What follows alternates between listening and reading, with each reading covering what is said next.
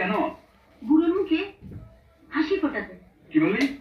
এতক্ষণ বলেছি, এবার দেখাচ্ছি।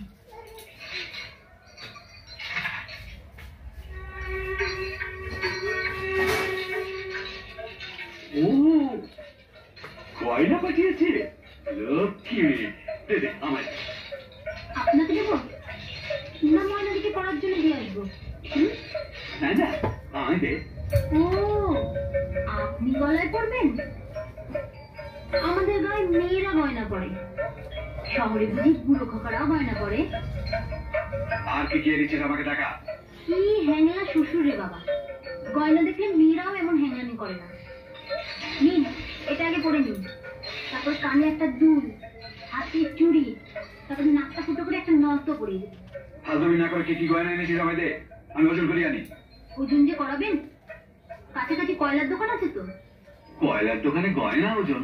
হ্যাঁ, প্রথমে গয়নাগুলো পরিয়ে আপনার ওজন করব, তারপর গয়নাগুলো খুলে আবার আপনার ওজন করব, তাহলে গয়নার ওজন বেরিয়ে যাবে।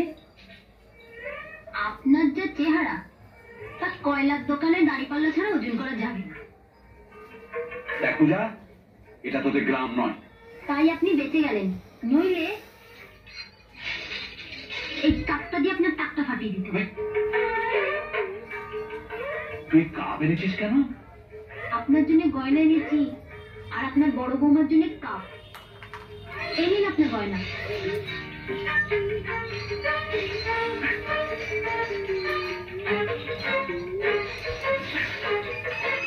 চলি বুড়ো। তুমি পূজার বাড়িতে বলবো 7 দিন বাদে ফিরবে। আমি না ফিরলে কথা বাবা খুব রাগ করবে, তাই না নকুল কাকা? তুমি আমাকে নিয়ে চলো। না না তুমি থাকো থাকো থাকো। আরে ও যখন যেতে চাইছে ওকে যেতেই দাও না। না না, আরে ও যে কত দূর থেকে 10টা কাপ ভাঙবে বলে বয়ে এনেছে। আরে সবে তো একটা ভাঙলো, আর 9টা ভাঙো, তারপরে তো যাবে। ও আমাকে অপমান করেছে আর তুমি? কষ্ট হলো না? খুব কষ্ট হলো। আর তুমি যাদের উঠতে বসতে অপমান করো, তাদেরও ঠিক এমনি কষ্ট হয়। কর্তা বাবা বলেছেন যেন আজই ওকে, তাই না? না তুমি কর্তাবাবুকে বুঝিয়ে বলো, উনি কিছু মনে করবেন না, উনি আমার যথেষ্ট ভালোবাসেন। তুমি একটু এদিকে শোনো।